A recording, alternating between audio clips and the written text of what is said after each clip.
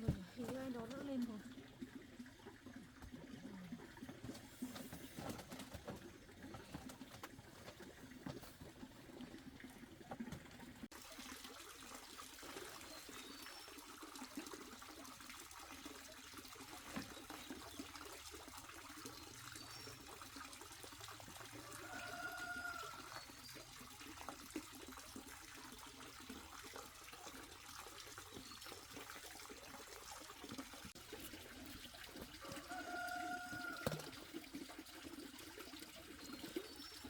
Lên sớm thế em? Cũng đến giờ làm rồi. Thế mọi người đâu rồi? Mọi người lên sau. Thế thì là cứ làm đi nhá. Vâng.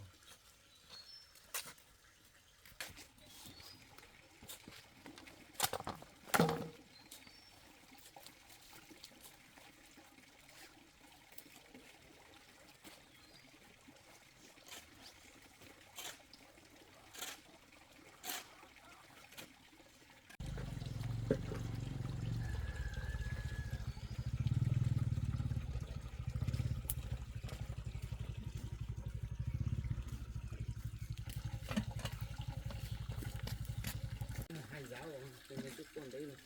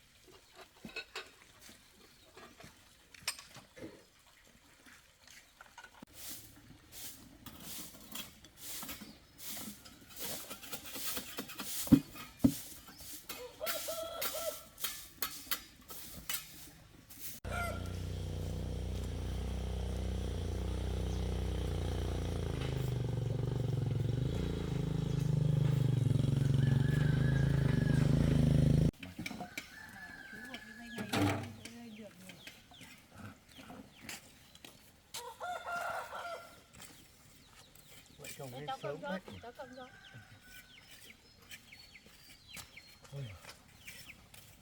Mẹ họ đi gọi được thằng này tưởng nó xuống họ đéo xuống.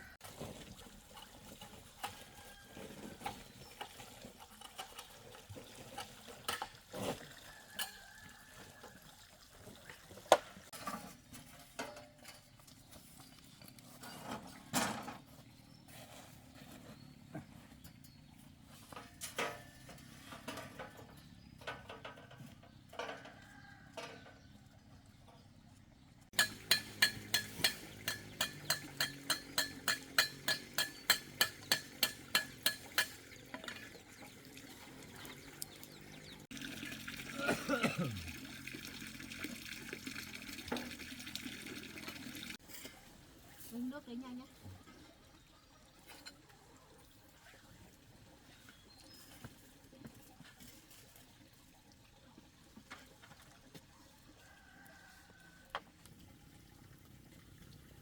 Mắt đỏ hôm nay lấy vật liệu rồi.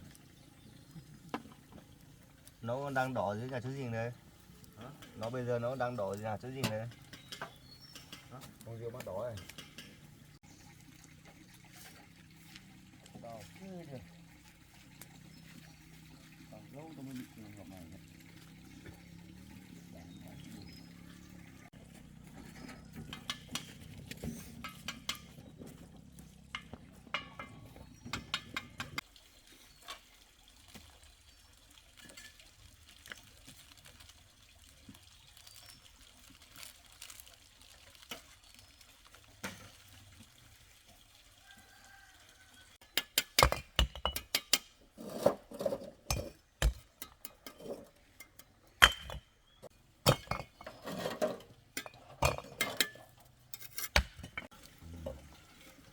có đi vào giờ ấy của anh.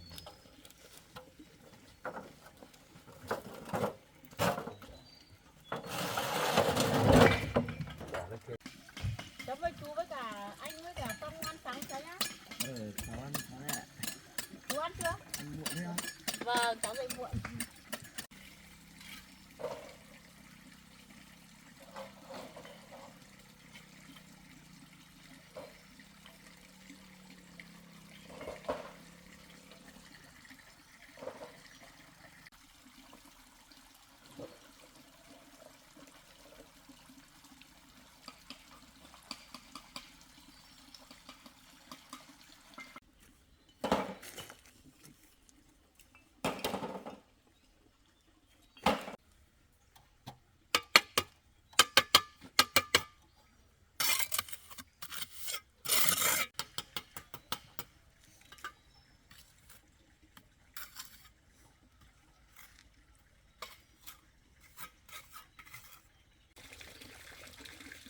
Hai ông ngõ đều không thể chạy rượu nhàng nhàng về.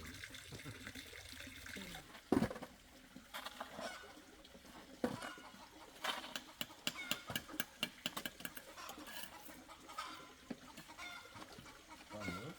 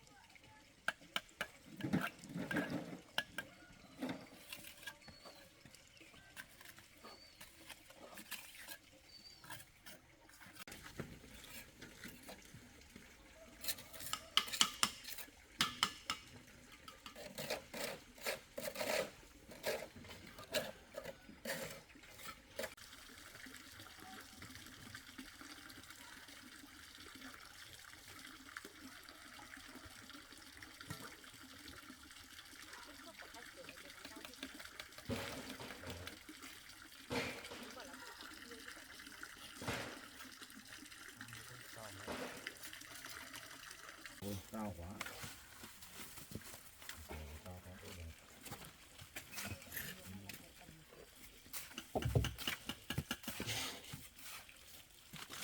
Đây, cao vượt cái Đây đây đúng không? Cao vượt. hàng gạch rộng ấy. Thế thì cháu năm nay thấm tính là làm 80 ấy, làm chắc chỉ cao 80 nhưng mà nếu mà từ đây lên chắc có thể làm nữa. Thì cái chỗ bếp thì cứ làm bằng cái hàng gạch cho cháu. Còn cái phần bàn thái thì cứ làm thấp hơn so với cái hàng gạch tầm khoảng 2 viên nhé. Để cho nó nhìn nó đỡ rồi.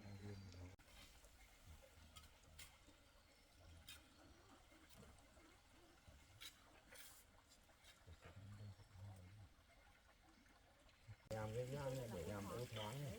Từ đây ra đây. Thì là lấy 80-90 nghìn nó hơi chữ nhật một tí. Chứ không nhìn vuông quá cũng xấu.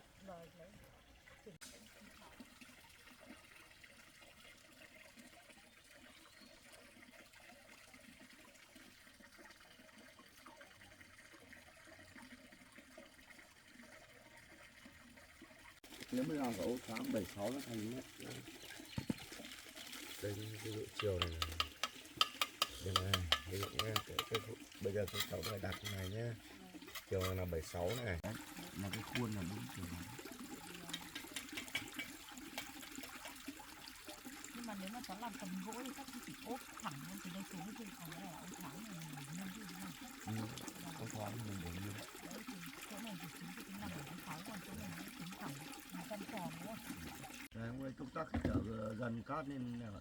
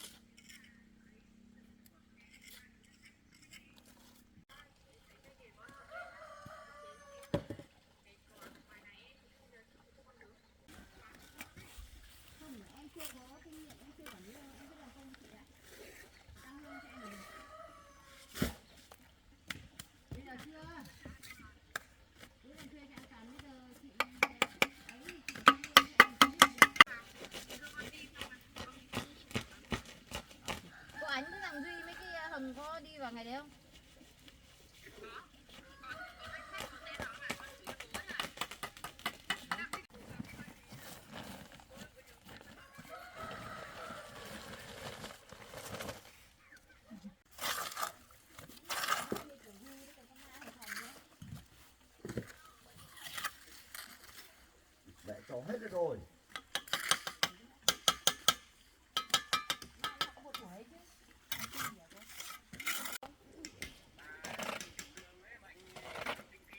À vâng. Tớ làm cái này độ mấy ngày thôi mà, 3-4 ngày chắc hòm hòm.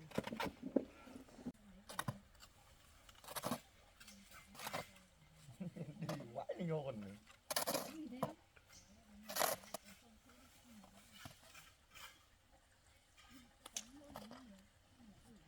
Không là gửi nguyên cái khu ấy em ạ. Có cả thi này kia đây.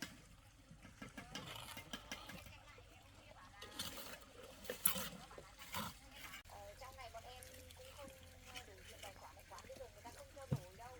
Thì anh bỏ tiền anh nộp hộ em trước, xong mà hôm nay em ra thì em đưa tiền cho anh thì em bảo thế thì anh bỏ tiền của anh ra trước, xong mà hôm nay em ra đưa tới lên đồi.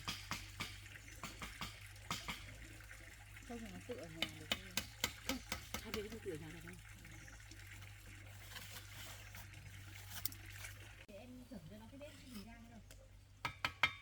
Có thì nó dùng điện với cái bát mình biết một số căn kìa. Mình ra mình có sẵn rồi ấy. Mình đi nó không biết mình tân tiến này. Nó nguyên tính được cơ mà. Không biết nó triệu mốt.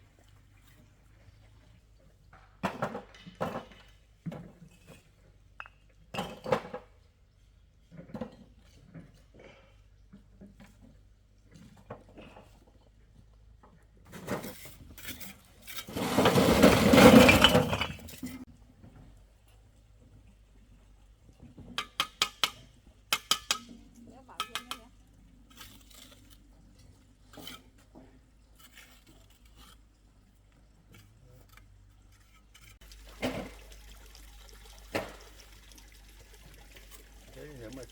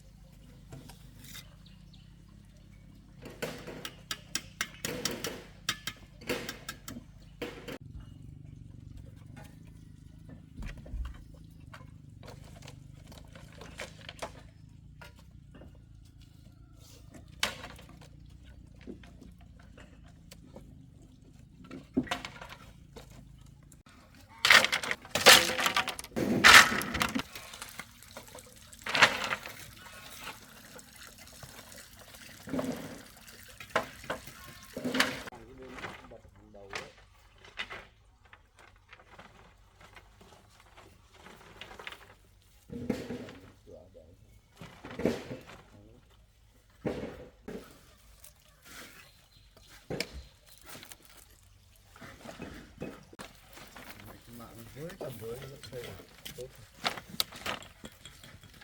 Em đi cái này của em gì?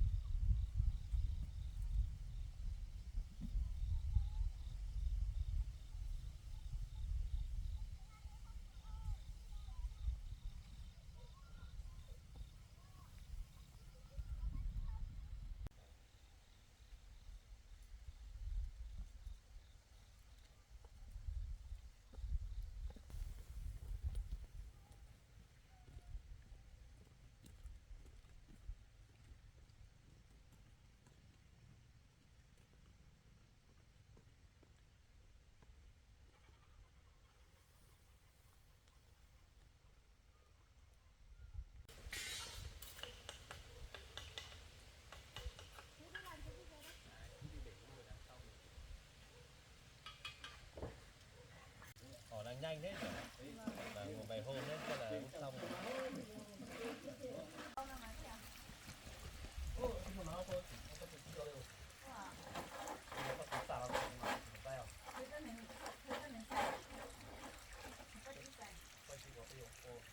cái cửa này kích thước cái cửa này cháu bàn nó xây rồi nên là nếu mà chú có thời gian thì lên chở gỗ của cháu thì mang lên chở cái bàn đi.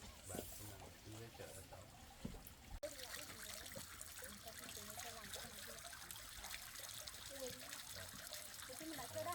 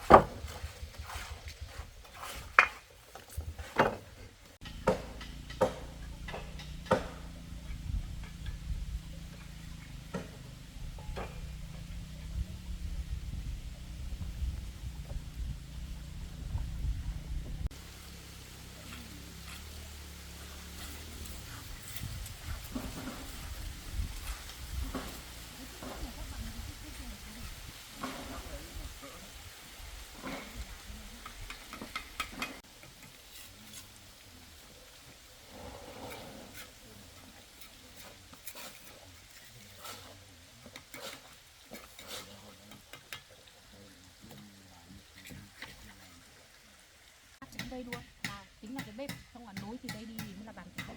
Từ đây đi là bàn thái. Đúng rồi. Chú cứ làm cho cháu là nguyên cái khu này sẽ là bếp, từ độ sang đây là bếp.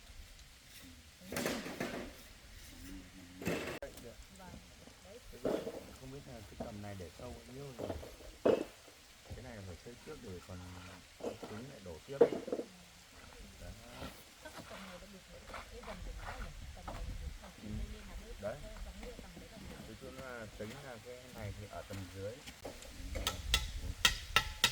Cả hỏi ở đây bao nhiêu rồi? đông. Nó kiểu dạng này là chú làm dài thôi. Đấy nó làm cái việc này. Nhưng mà nếu mà bắt đầu đốt bếp là từ đây lên này. Là bắt đầu đỏ. Xếp này rộng. Chú làm cho đợt nghĩa là cho cháu là cái chỗ đứng bếp của cháu ấy, cái bếp của cháu là làm được đến cái tầm này này. Để cái lúc mà cháu ấy mình chiến đấu mình mới tiện hơn. Mình có Rộng. Lên thì nó chỉ tầm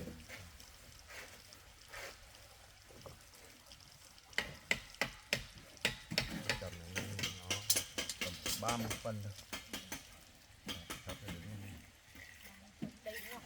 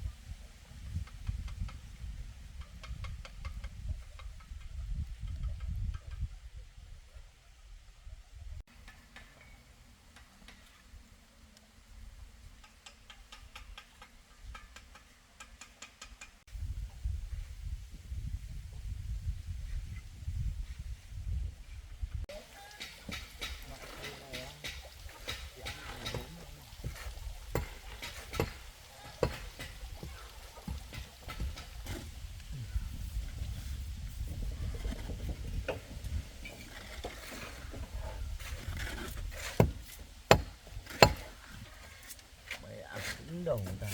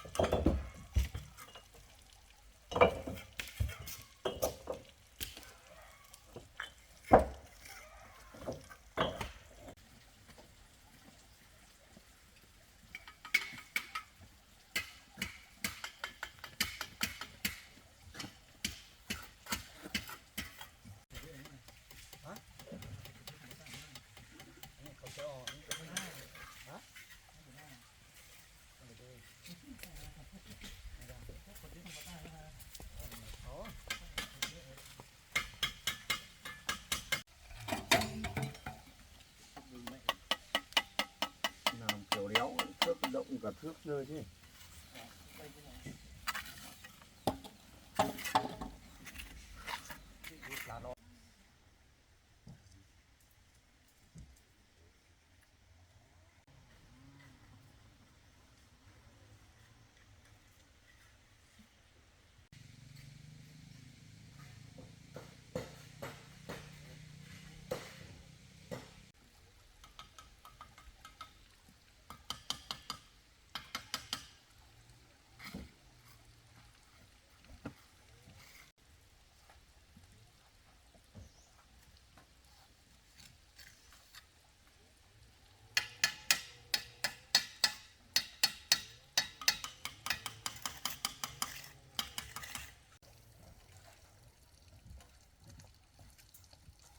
Cái này đấy.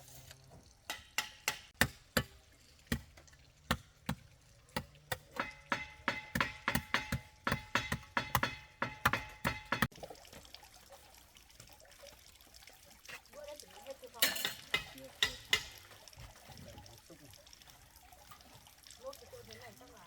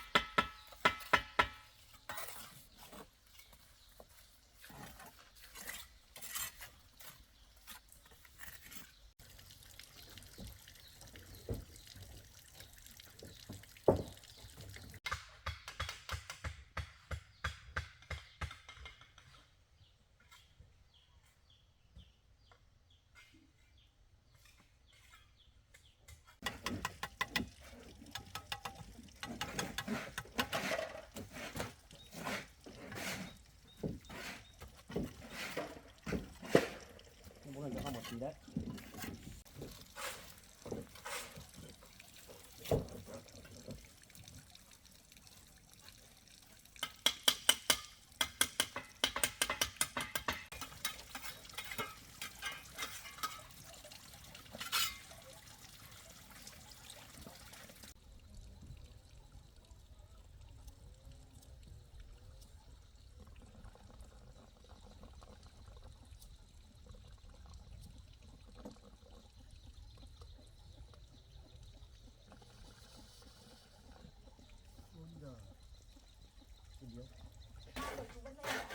Mai chú lên thì hội chú bố trí lấy ít sắt. thế còn gạch thì chắc là Gạch thì có khả năng là tạm ổn được. ừ